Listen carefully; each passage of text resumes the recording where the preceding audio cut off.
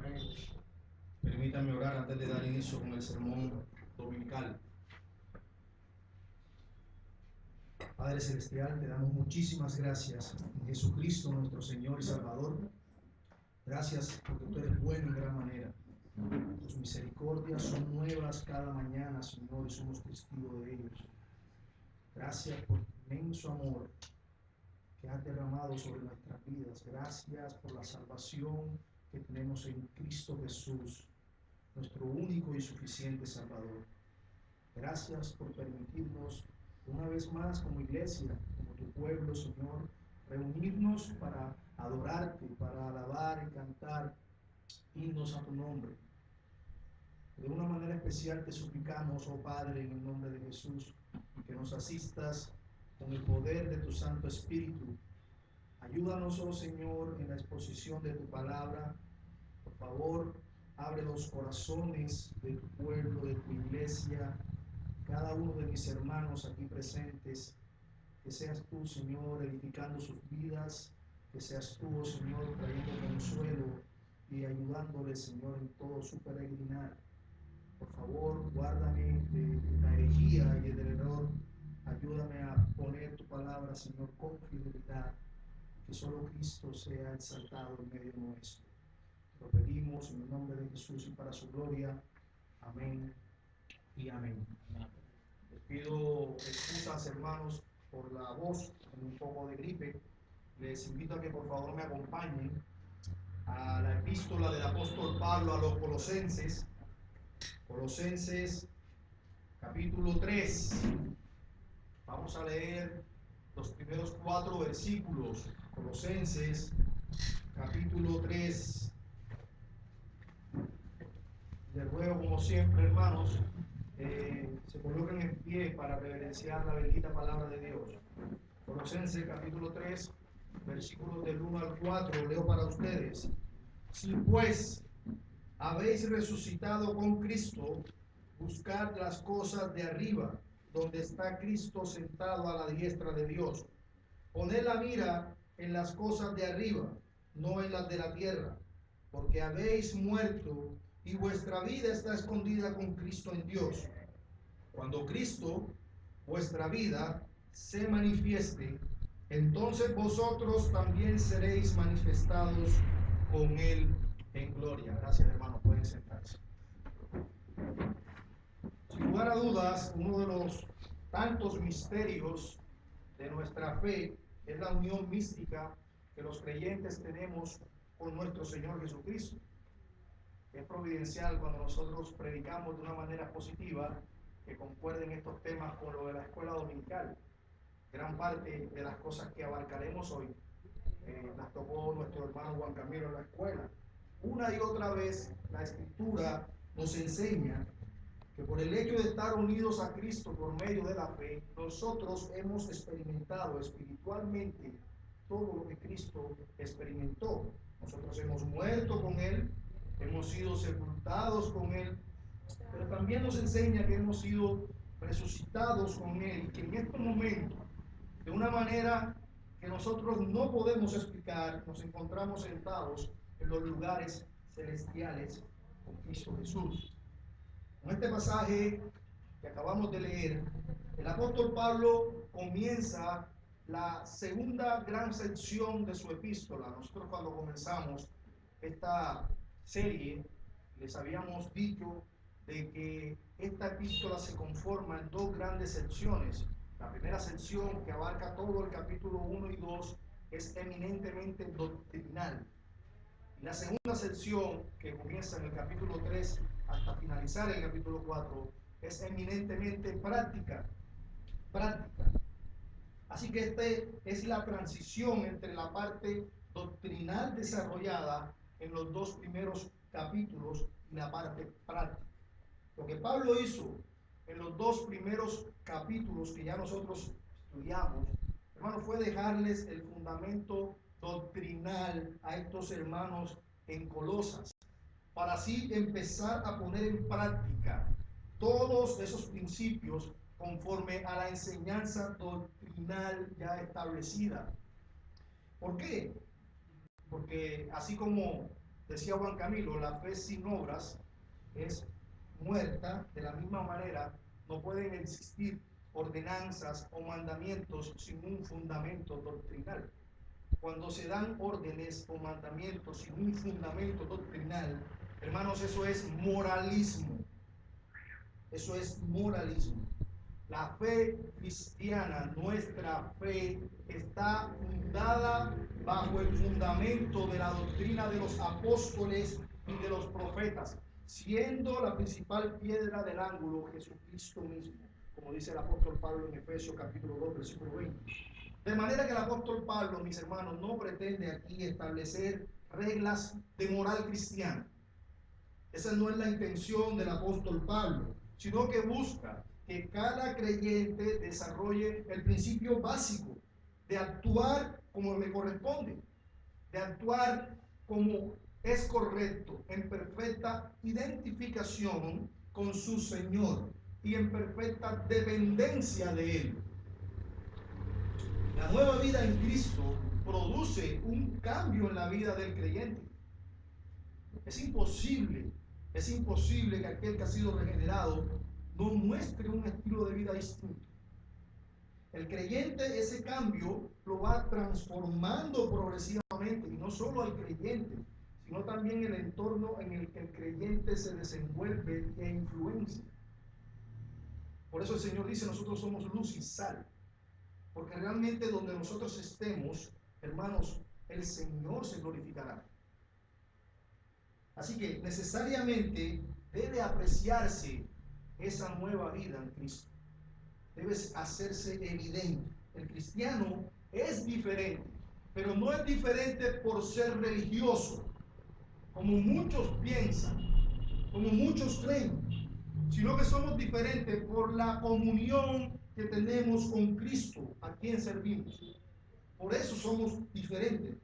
De manera que como el objetivo y como el modo de vida que debemos tener, nosotros que hemos sido unidos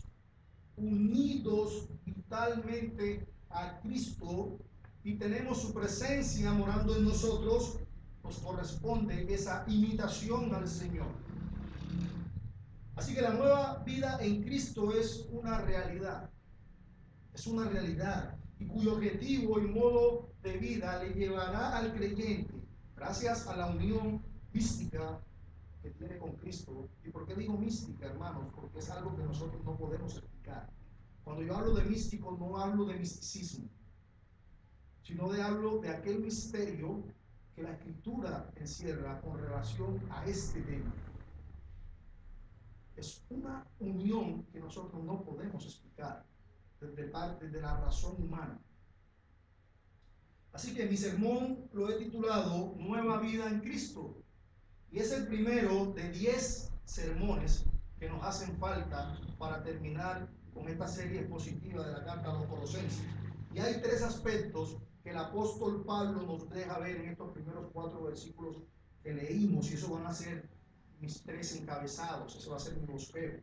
En primer lugar, la nueva vida en Cristo y su realidad. Eso lo veremos en la primera parte del versículo 1. En segundo lugar, la nueva vida en Cristo y su objetivo. Eso lo veremos en la segunda parte del versículo 1 hasta el versículo 3. Y por último, la nueva vida en Cristo y su perspectiva eterna. Eso lo veremos en el versículo 4. Así que desarrollemos rápidamente nuestro primer encabezado, la nueva vida en Cristo y su realidad. Versículo 1. Si pues habéis resucitado con Cristo, buscad las cosas de arriba donde está Cristo sentado a la diestra de Dios. Hermanos, ustedes recuerdan que luego de haberle presentado a los colosenses una larga exposición de doctrina sobre la supremacía de Cristo, nosotros vimos que Cristo es preeminente sobre todo, sobre la creación, sobre la iglesia, sobre la redención. Nosotros vimos toda esa cantidad de doctrina que hace posible la riqueza que el creyente tiene a su disposición, y como consecuencia de ello la obra que eso implica, porque la supremacía de Cristo en la vida de cada creyente, hermanos, tiene consecuencias prácticas, porque nosotros hemos sido libertados de la esclavitud del pecado y ahora nosotros gozamos de una seguridad de salvación porque creemos en Él. El apóstol Pablo pasa ahora a indicarles la nueva vida que ellos, que todos los creyentes en el mundo tenemos, que hemos recibido por identificación con Cristo, y que esa nueva vida exige un modo de comportamiento radicalmente distinto al que teníamos cuando éramos esclavos, cuando estábamos muertos en delitos y pecados. ¿Y por qué? ¿Por qué debe ser así? Porque esta nueva vida es el resultado de haber resucitado con Cristo. Noten que el versículo comienza con una afirmación. El apóstol Pablo nos está hablando de que es real, no es una posibilidad, no es una probabilidad nuestra resurrección en Cristo, sino que él lo afirma enfáticamente. Él dice, si pues habéis muerto con Cristo. Él no está diciendo, si es que ustedes murieron o si es que ustedes resucitaron en Cristo. No es una opción, es una afirmación, es algo real. Sí, tú, mi hermano, eres tú quien ha resucitado con Cristo. Esa misma verdad nosotros la estudiamos cuando vimos el capítulo 2, versículo 20. Dice Pablo, pues si habéis muerto con Cristo en cuanto a los rudimentos del mundo, ¿por qué como si vivieseis en el mundo sometéis a preceptos tales como no manejes, ni gustes, ni aun toques? De manera que todos los creyentes, hemos muerto a pecado, hemos muerto con Cristo. Por tanto, todos también hemos resucitado con Él. Esta es la identificación que tanto les he hablado que tenemos con Cristo. Nosotros vemos que el apóstol Pablo en sus cartas siempre habla de esta identificación y lo relaciona o lo resume siempre bajo tres aspectos. El apóstol Pablo siempre nos habla de nuestra identificación en su muerte, también nos habla de nuestra identificación en su sepultura. Recuerden, con Cristo fuiste justamente bautizados, muriendo en una especie de figura en su sepultura y resucitado en su salida cuando somos bautizados. Pero también nos muestra nuestra identificación con su resurrección. Pero Pablo no trata, hermanos, de retomar la misma doctrina que ya volvió a aplicar, o no trata de reforzarla, sino más bien lo que él está buscando es avanzar para que se manifiesten las consecuencias de la resurrección del Señor. Que el creyente sea consciente de estas verdades, que estas verdades son suyas. Así que todos nosotros que hemos resucitado posicionalmente con Cristo, ¿por qué digo posicionalmente? Porque recuerden que es algo que ya ocurrió, pero que todavía no. ¿Me explico? Nosotros estamos sentados en los lugares celestiales con Cristo, pero nosotros estamos aquí ahora. Es algo posicional. Desde el momento de tu conversión, amado hermano, desde ese preciso momento, tú moriste y resucitaste con Cristo. Por eso que el apóstol Pablo dice en Gálatas capítulo 2, versículo 20, con Cristo estoy juntamente crucificado y ya no vivo yo, mas vive Cristo en mí. Y lo que yo vivo, lo vivo en la fe del Hijo de Dios, el cual me amó y se entregó a sí mismo por mí. Y el apóstol Pablo en 2 Corintios capítulo 5 asegura que así como Cristo murió para darnos vida, nosotros que ahora vivimos en Él, ya no debemos vivir para sí mismos. Ya tú no te perteneces, tú le perteneces a Cristo. Vayan conmigo, por favor, 2 Corintios capítulo 5, versículo 14. 2 Corintios capítulo 5, versículo 14.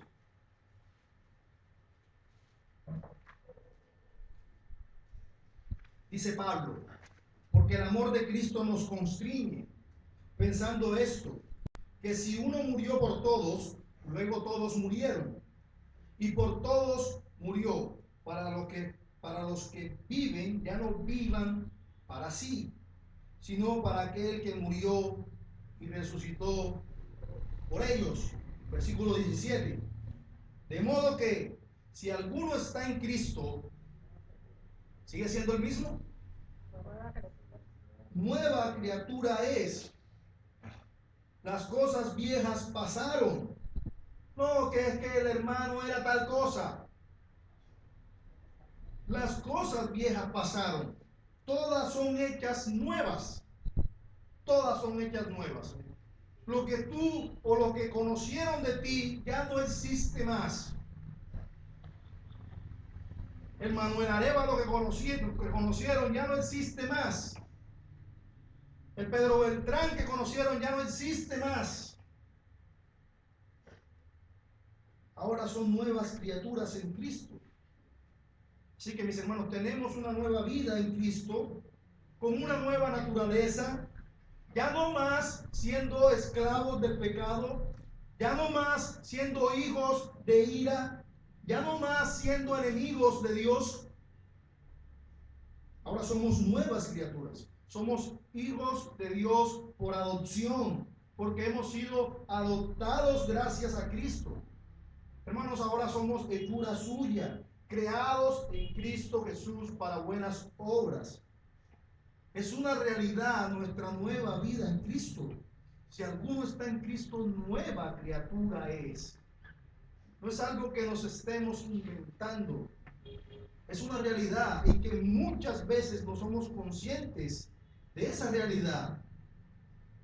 Aún los pecados del pasado nos persiguen, porque no hemos comprendido esta gran verdad. Las cosas viejas pasaron, todas son hechas nuevas. Todos esos pecados no te pueden seguir persiguiendo, porque el Señor ya pagó por ellos. Tienes una nueva vida, la cual pertenece a Cristo. Por lo tanto, ya no puedes vivir como lo hacías antes. ¿Qué hacíamos antes? ¿Qué hacíamos? Vivíamos para nosotros mismos. Pero ya no es así. Ya no es así. En palabras del apóstol Pablo, Cristo es nuestra vida. Él es nuestra vida. Hermanos, esta es una declaración de un mundo que observa que la Biblia declara que algo ya ha tenido lugar en nuestras vidas. No es algo que va a ocurrir, es algo que ya ocurrió. Porque no podemos seguir viviendo un cristianismo pensando que eso será futuro. Nosotros tenemos ya una nueva vida en Cristo. No tendrás vida eterna o que resucitarás con Cristo como si se tratara de algo futuro. Estás tú hoy viviendo una nueva vida en Cristo. Eso es lo que el apóstol Pablo está diciendo. Nosotros hemos sido levantados con Cristo. En ese momento, cuando el Padre te otorgó arrepentimiento y fe para que creyéramos en nuestro bendito Señor y Salvador Jesucristo, en ese preciso momento moriste a tu antiguo patrón de vida pecaminosa. Moriste a ello y fuiste resucitado con Cristo para que andes en vida nueva. Dice Pablo en Romanos capítulo 6 versículo 4, porque somos sepultados juntamente con él para muerte por el bautismo, a fin de que como Cristo resucitó de entre los muertos por la gloria del Padre, así también nosotros andemos en la misma vida. Eso es lo que dice el pasaje. Por supuesto que no. Para que andemos en nueva vida, en vida nueva, como dicen otras traducciones, en novedad de vida. Además, mis hermanos, la Escritura enseña que es imposible que alguien vea o entre al reino de Dios sin antes haber nacido de nuevo. Eso es imposible, dice el Señor Jesucristo en Juan capítulo 3, versículo 3. De cierto te digo, el que no naciere de nuevo no puede ver el reino de Dios. ¿Y qué significa no puede ver el reino de Dios? En el original, no puede ver el reino de Dios. Es imposible. Y el Señor Jesucristo va a añadir en el versículo 5, de cierto te digo, que el que no naciere de agua y del Espíritu no puede entrar en el reino de Dios. Hermanos, en el cielo no habrán falsos positivos. Solo los que han nacido de nuevo estarán allí. Todos aquellos que el Señor ha dado vida nueva. Como le decía a nuestro hermano Manuel, no se trata de que el hombre sea reconstruido o reformado, no, el hombre recibe una vida nueva. La vida nueva en Cristo es una realidad para el creyente. Es empezar la vida de nuevo con una relación con Dios, sufriendo una transformación radical y permanente de una manera de pensar, de una manera de sentir, de una manera de obrar, que ya no son las mismas. Por supuesto que no son las mismas, porque nosotros ahora amamos lo que antes odiábamos. ¿Y qué era lo que antes amábamos? Amábamos el pecado, odiábamos al Señor. Pero en esa nueva vida nosotros ahora amamos lo que antes odiábamos al Señor y a su palabra, y odiamos lo que antes amábamos al pecado.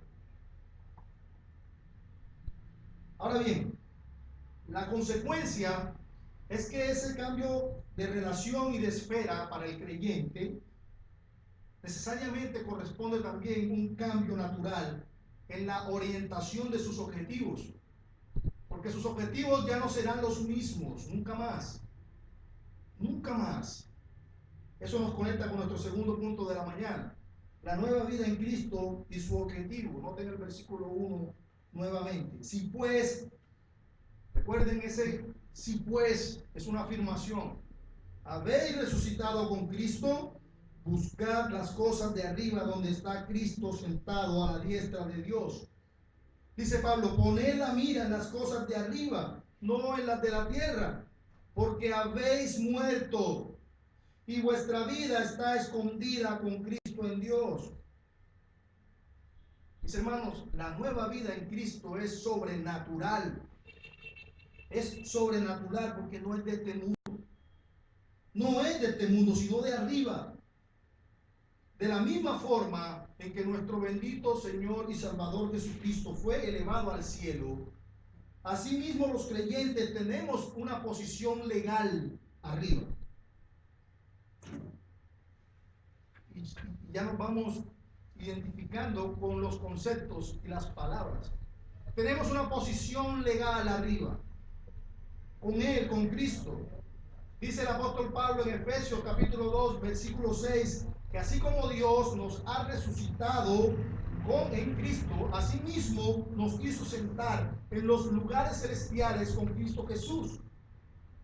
Así que ese resucitar, como ese sentar con Cristo, tienen una proyección celestial, no terrenal. Hermanos, muchos de nosotros vivimos la vida cristiana como si este fuera nuestro hogar. ¿Dónde está Cristo? Él está en el cielo, Él está sentado a la diestra de Dios.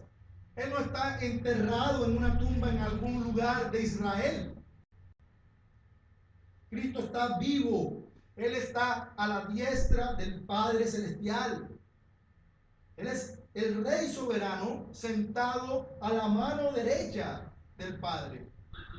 Pastor, ¿y por qué a la mano derecha y no a la izquierda? ¿Eso tiene que ver algo con la política? No. Porque la derecha era considerada un lugar de honor en el primer siglo. A la derecha solamente se sentaban los más importantes. De manera que Cristo está reinando. Hermanos, si es preciso que Él reine hasta que haya puesto a todos sus enemigos por estrado de sus pies, como lo expresa el apóstol Pablo en 1 Corintios capítulo 15, versículo 25. Y lo que hace Pablo confirmando es simplemente lo que dijo el rey David en el Salmo 110. Jehová dijo a mi Señor, ¿qué le dijo? Siéntate a mi diestra hasta que ponga a tus enemigos por estrado de tus pies. Y en eso precisamente lo que Cristo está haciendo en este momento, reinando. El Señor reina, mis hermanos. Hoy está reinando. Hoy. Cristo está en el cielo reinando como el soberano del universo. El Señor recibió la más elevada exaltación que jamás alguien pueda haber recibido. Él es el soberano del universo. Y lo que Pablo dice en esto, o a estos hermanos en Colosas, y por ende a nosotros, es que nosotros debemos procurar las cosas que pertenecen a ese reino. A ese reino, al reino celestial, donde Cristo reina. Dice Pablo en Filipenses capítulo 3, versículo 20, que nuestra ciudadanía está en los cielos, donde también esperamos al Salvador, al Señor Jesucristo. Nuestra ciudadanía está en los cielos con Él, porque Él es el Rey. Tú moriste a esta vida. Tus intereses y toda tu vida deben estar puestos en ese reino celestial. Porque tú perteneces a ese reino. No perteneces a este mundo. No somos sino, hermanos, peregrinos en esta tierra. Peregrinos. Y si somos peregrinos, ¿cómo es que entonces nosotros podemos amar lo terrenal? ¿Cómo es que realmente procuremos más las cosas terrenales que las espirituales? ¿Cómo es que nosotros podemos entonces procurar las cosas temporales y efímeras que las cosas eternas? Debemos perseguir los intereses que pertenecen al reino celestial donde Cristo reina.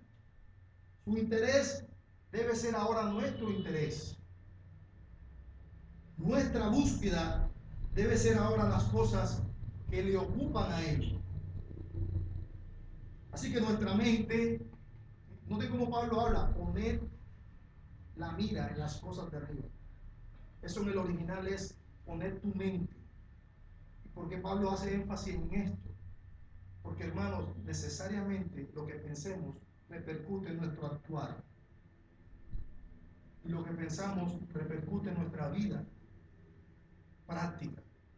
Por eso dice, nuestra mente, nuestros deseos, nuestras metas, nuestras actitudes, todo debe caracterizarse por esa unión vital que tenemos con Él.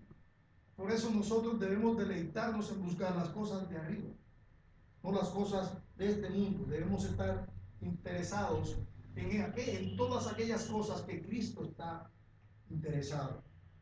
Y yo te pregunto, según tu nueva vida en Cristo, hermano, ¿cuáles son tus objetivos? ¿Cuáles son tus objetivos? ¿En verdad tú te sientes, en verdad, honestamente, tú te sientes como un peregrino sobre esta tierra? ¿O en realidad estás buscando tesoros en ella? Es una pregunta que debes responderte con toda honestidad. ¿En verdad eres consciente de la nueva vida que tienes en Cristo y en verdad estás buscando las cosas de arriba? ¿O estás procurando hacer tesoros aquí en la tierra? Porque recuerda que donde está tu tesoro, allí está tu corazón. Dice el Señor Jesucristo en Mateo capítulo 19, capítulo 6, versículo 19, no os hagáis tesoros en la tierra donde la polilla y el orín corrompen y donde ladrones minan y hurtan, sino que haceos tesoros en el cielo donde ni la polilla ni el orín corrompen y donde no hay ladrones ni que minen ni hurten, porque donde está vuestro tesoro, allí está también vuestro corazón. Hermano, ¿dónde está tu corazón? ¿En las cosas de arriba o en las cosas terrenales? Dime con qué te esfuerzas más. ¿Cuál es el motor de tu vida?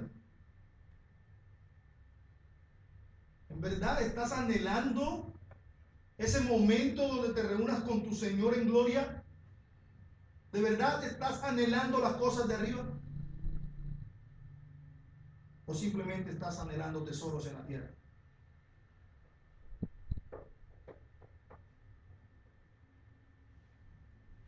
Mi hermano, y ese buscar implica un esfuerzo perseverante.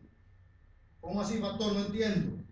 Ese pensar implica buscar un esfuerzo perseverante, pero no un esfuerzo para encontrar, sino para obtener. ¿Por qué para obtener? Porque el Señor Jesucristo añade más adelante en Mateo capítulo 6, versículo 33, mas buscar primeramente el reino de Dios y su justicia, y todas estas cosas os serán añadidas. Recuerden que es por gracia, no es por obras. Tú vas a recibir y ya tú recibiste. Estas son las cosas de arriba, son las realidades divinas en Cristo que ya el creyente tiene.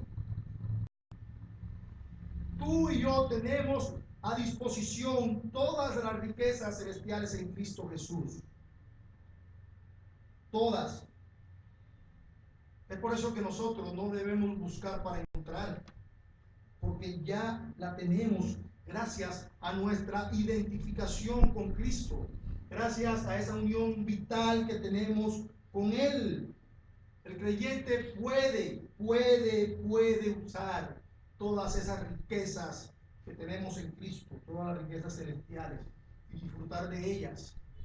Eso es lo que el apóstol Pablo le quiere hacer ver a estos hermanos en Colosas. Hermanos, sí que contraste, ¿no? Pablo dice, poner la mira en las cosas de arriba, no en las de la tierra, para que no quepa duda a lo que se estaba refiriendo. Y las cosas terrenales son temporales, son efímeras, son cosas que se destruyen con el uso, como dice el apóstol Pablo en el capítulo 2, versículo 22. Son todas estas cosas en las que nosotros vivíamos aferrados. Vivíamos, y noten el tiempo siempre de los verbos. Ya no, es pasado. Recuerden, es pasado. Pero ahora en Cristo Jesús, el creyente sabe que su patria no es esta. Nosotros tenemos una ciudadanía en los cielos. Y nosotros, hermanos, conocemos el reino celestial. Conocemos y pertenecemos a Él, hermanos, porque somos de Él. ¿Cómo así? No entiendo. Por supuesto que nosotros no estamos en el cielo en estos momentos, pero a lo que yo me refiero, mis hermanos, es que nosotros hemos sido trasladados del reino de las tinieblas al reino de Cristo. Dice Pablo en Colosenses capítulo 1, versículo 13, el cual nos ha librado de la potestad de las tinieblas y trasladado al reino de su amado Hijo. Y en Efesios capítulo 2, versículo 1, quiero que me acompañen ahí por favor un momento. Efesios capítulo 2, versículos del 1 al 3.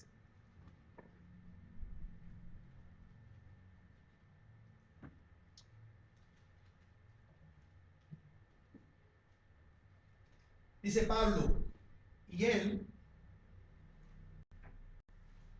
os dio vida a vosotros cuando estabais muertos en vuestros delitos y pecados en los cuales anduvisteis en otro tiempo. Y noten el verbo, cómo Pablo lo usa. Pablo no le está diciendo a los hermanos en Éfeso que ustedes todavía siguen viviendo de la misma manera como lo hacían. No, ustedes anduvisteis en otro tiempo. ¿Qué hacían en ese otro tiempo? Siguiendo la corriente de este mundo, conforme al príncipe de la potestad del aire. Recuerden a lo que estábamos esclavizados. El espíritu que ahora opera en los hijos de desobediencia.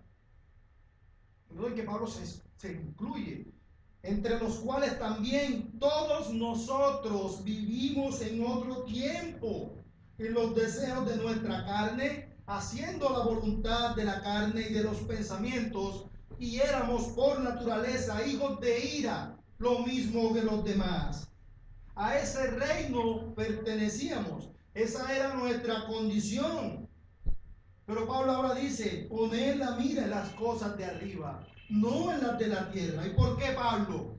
Pablo responde en el versículo 3, porque habéis muerto y vuestra vida está escondida con Cristo en Dios. Y uno se sorprende con estas declaraciones que Pablo hace tan naturales, porque eso a veces suena muy teológico. Nuestra vida está escondida con Cristo en Dios. Pero hermano, no me digas que no estás seguro en Cristo. No me digas que no puedes vivir la vida cristiana. No me digas que no puedes. Es porque quizás no has entendido que no se trata de ti. No eres tú, es Cristo en ti. Mientras quieras seguir viviendo tu vida cristiana, mientras sigas en un cristianismo en tu fuerza, en tus manos, en tu obra, siempre dirás, no puedo. Porque no eres tú, es Cristo en ti. Con Cristo estoy juntamente crucificado. Recuerden eso. Ya no vivo yo, mas vive Cristo en mí. Y lo que yo ahora vivo, lo vivo en la fe del Hijo de Dios. No eres tú, es Cristo en ti. Nosotros no tenemos vida propia, pertenecemos a Cristo. Cristo es nuestra vida. Y si Cristo es nuestra vida, hermanos, eso implica que si Cristo está en nosotros, nuestro cuerpo en verdad está muerto al pecado. Está muerto al pecado. Pero nuestro espíritu vive a causa de la justicia, como dice Pablo en Romanos capítulo 8, versículo 10. Tu vida es la vida de Cristo. Posees la vida de resurrección hoy. Es la vida eterna. Porque nosotros los que hemos sido resucitados con Cristo, poseemos hoy, ahora, la vida eterna. ¿Y qué es la vida eterna? Dice el Señor, que conozcan a ti y a mí, a quien has enviado. Esa es la vida eterna. Pastor, ¿y qué significa entonces eso para usted y para mí? Eso significa que como nosotros hemos compartido la muerte y la resurrección de Cristo, hermanos, nuestro bienestar se centra ahora en Él. En Él. Él es nuestra vida. Y la lógica de Pablo es muy simple. Pablo dice, si habéis muerto con Cristo, habéis resucitado con Él. Él ahora es tu vida. Tú estás íntimamente ligado a Él, íntimamente unido a Cristo. Esa es la lógica de Pablo. Es una lógica sencilla. Hermano, nunca olvides que a partir de esta relación que tú tienes con Cristo, es que tienes la capacidad para poder vivir tu vida cristiana como lo que eres, como un peregrino sobre esta tierra. Tú no eres un hacendado, eres un peregrino. Olvídate de eso que te decían, que como eres hijo del rey, entonces tienes derecho a todo. Eres un peregrino. Tu corazón jamás debe estar en las cosas de aquí de la tierra.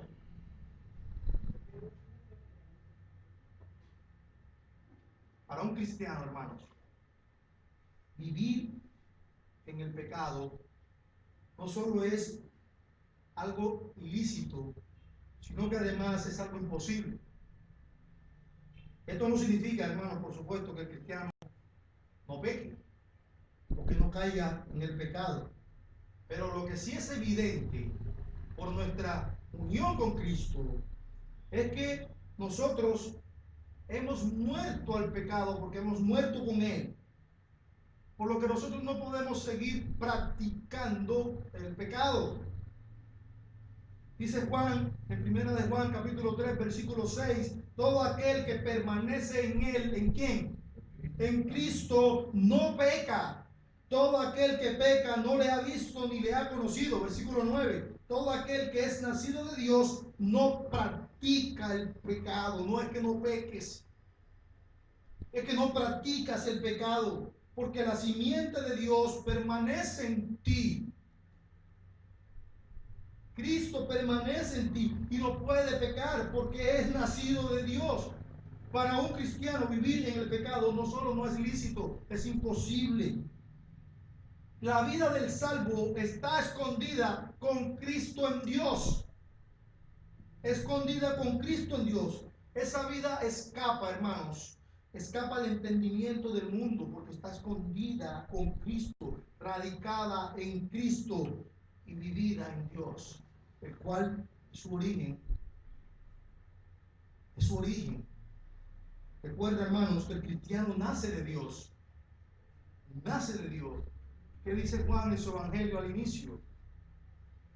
Que los que son nacidos de Dios no son engendrados de carne ni de sangre. Nosotros somos de Dios, pertenecemos a Dios, por lo que el sustento viene de las fuentes secretas de Cristo. El sustento de tu vida viene de Cristo. Tú y yo no podemos vivir una vida cristiana sin permanecer en Cristo. Si has olvidado esa ecuación en tu vida cristiana, mi hermano, retómalo cuanto antes, porque no puedes vivir separado de Él. No puedes vivir separado de Él.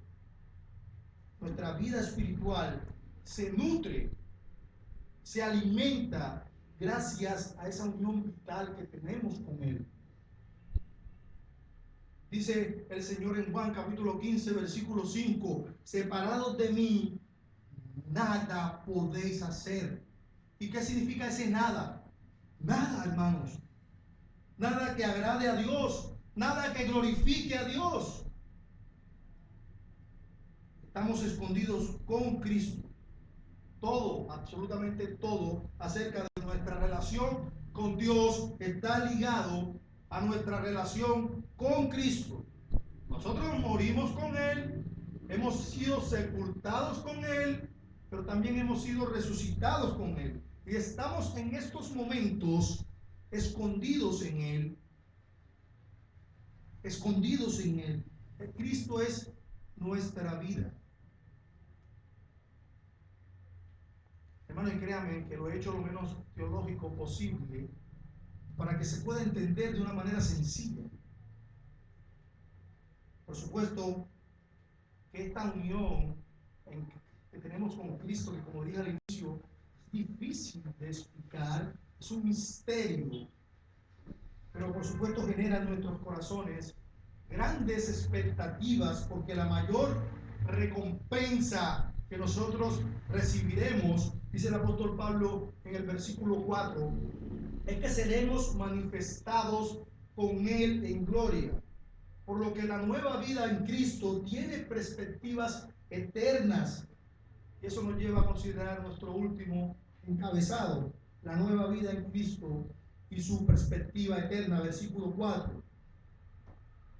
Cuando Cristo, dice Pablo, ¿quién es Cristo? Pablo dice, vuestra vida. Él es vuestra vida.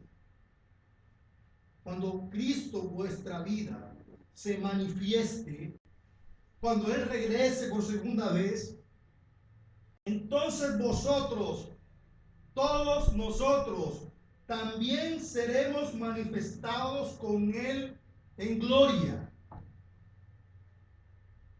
Todo lo que Pablo, hermanos, ha enseñado hasta ahora se convierte en la mayor motivación para morar en el lugar secreto del Altísimo. Todo lo que Pablo está enseñando ahora es el motor, es gasolina para nosotros como creyentes. Nosotros vivimos en la atmósfera de Cristo, en la que Cristo vive. Es una realidad que debes entender. Tú no vives un cristianismo aislado. Tú no vives un cristianismo en tus fuerzas. Tú perseveras porque Dios te ayuda a perseverar. Y tú estás creciendo porque Dios te está ayudando a crecer. Ese entorno afecta toda la vida del creyente. Dice Pablo más adelante, en el capítulo 3, versículo 17, y todo lo que el creyente hace, absolutamente todo, sea de palabra o de hecho, debe hacerlo todo en el nombre del Señor Jesús, dando gracias a Dios el Padre por medio de Él. Cristo es nuestra vida.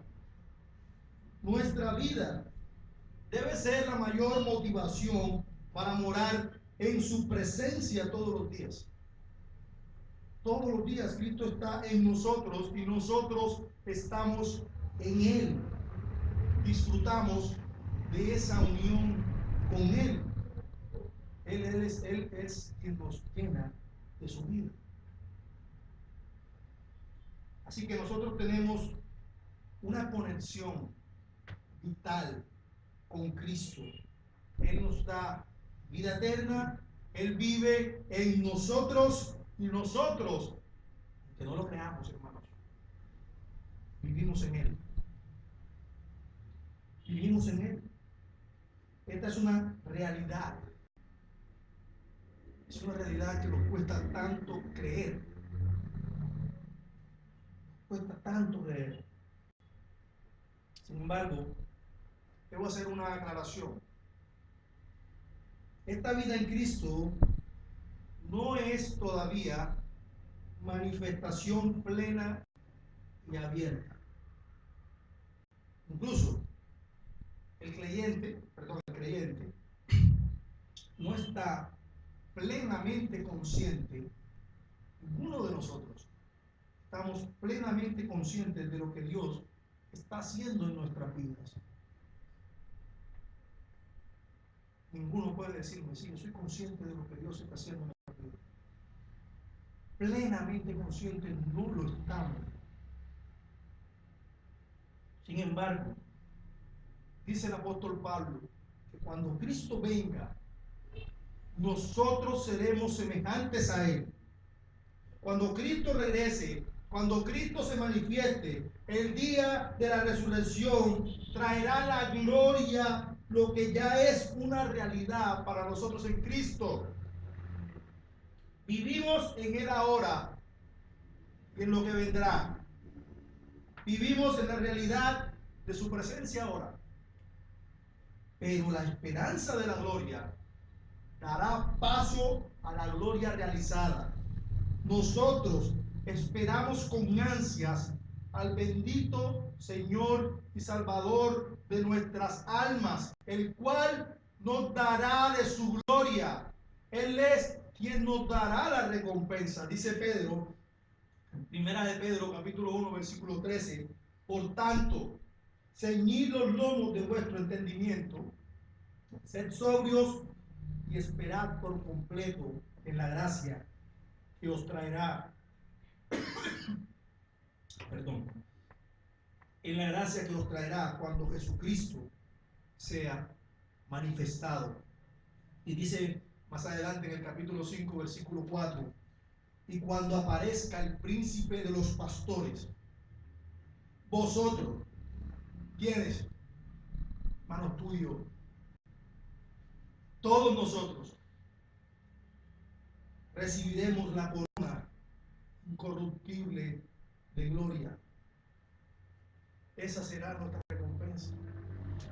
Y Juan, primera de Juan, capítulo 2, versículo 28, él dice: y ahora, hijitos, permaneced en él, para que cuando él se manifieste, tengamos confianza, para que en su venida no nos alejemos de él avergonzados. Porque todos los que han despreciado la sangre preciosa del Cordero serán avergonzados por la eternidad. Cuando él se manifieste, esta revelación futura, el apóstol Pablo lo define como gloria. Y lo más sorprendente, hermanos, es que nosotros estamos llamados a participar de esa gloria, porque nosotros estamos viviendo en Cristo. Hermanos, nosotros podemos tener la seguridad, la plena seguridad, que seremos glorificados cuando Él se manifieste. ¿Y por qué tenemos esa seguridad?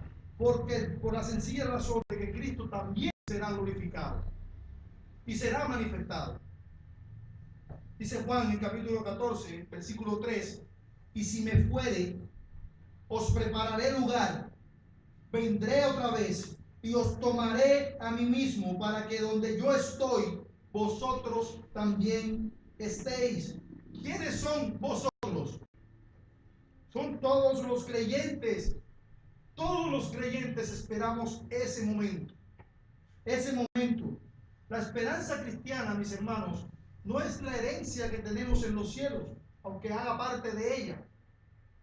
La esperanza cristiana es Cristo mismo. Como dice el pastor Suger Michelin, el cielo no sería cielo si Cristo no estuviera allí. Y es cierto, el cielo no fuera nada si Cristo no estuviera allí. Ese gran día, cuando Él se manifiesta en gloria, será para quedarnos con Cristo por la eternidad. De la manera, hermanos, de manera que la perspectiva es gloriosa. La perspectiva de esta nueva vida es gloriosa. Ninguna aflicción en el tiempo presente puede ser comparable con la dimensión de la gloria venidera que ha de manifestarse en Cristo. Como dice el apóstol Pablo en Romanos, es una visión, hermanos, de la temporalidad de lo terreno y de la eternidad de lo celestial. Y tú vives tu vida cristiana en pos de lo eterno, no en pos de lo terrenal. Todo cuanto pudiésemos nosotros imaginar, siempre, hermano, se quedará corto ante lo que nos está reservado, a todo aquello que está reservado para nosotros. Cuando el Señor regrese en gloria, ese día el mundo será testigo. Todo el mundo será testigo de algo sencillamente impresionante y para ellos aterrador. Todos los que rechazaron a Cristo observarán, absolutamente todos observarán, que ese grupo de personas que ellos menospreciaban, a ese grupo de personas que carecían de valor, porque así es como nos mira el no creyente, con menosprecio, ellos observarán ese día, hermanos, que los cristianos no solo reinaremos con Cristo en gloria, que no solo reinaremos al lado del Rey de Reyes y del Señor de Señores, sino que además compartiremos su gloria. Dice el Señor en Mateo capítulo 13, versículo 43, que los justos resplandecerán como el sol en el reino de su Padre. Y no sé tú, pero yo sí me he imaginado ese día en que los justos resplandeceremos como el sol, cuando ya no habrá más lágrimas, cuando ya no exista más dolor, cuando el peregrinaje duro termine, cuando el camino de espinas la puerta estrecha hayan acabado. Dice Pablo en Romanos capítulo 8, 18. Porque tengo por cierto que las aflicciones del tiempo presente no son comparables con la gloria venidera que ha de manifestarse en nosotros, en ti, en mí, en nosotros. Ya para terminar, mis hermanos, sé que no es fácil. El mundo nos acecha constantemente, pero no nos dejemos coquetear o seducir por el mundo que busca destruirnos. Mi oración es que el Señor nos ayude, nos dé entendimiento para que podamos ver, para que podamos comprender todo lo que implica el hecho de estar en Cristo. Cristo es hermoso. Cristo es glorioso. De verdad que el Señor nos permita ver la hermosura de Cristo a tal punto que todo lo que el mundo nos ofrece se vea opaco y que cada vez más veamos el brillo y la esplendorosidad de la hermosura de Cristo. Que el Señor bendiga su palabra y nos ayude. Amén. Vamos a orar. Oh Padre, te damos muchísimas gracias por la obra redentora de nuestro bendito Señor y Salvador. Gracias porque a Él estamos unidos por medio de la fe. Gracias, Señor. Gracias por todo lo que has hecho en nosotros. Ayúdanos a seguir corriendo la carrera de la fe en dependencia absoluta de Cristo. Que absolutamente nada sea más valioso, más precioso para nosotros que el Señor. Vivir la vida con miras en las cosas de arriba. Ayúdanos a discernir, oh Señor, y a glorificar tu nombre en lo que hacemos. Bendice a tu iglesia, Padre, en el nombre de Cristo Jesús. Amén y amén.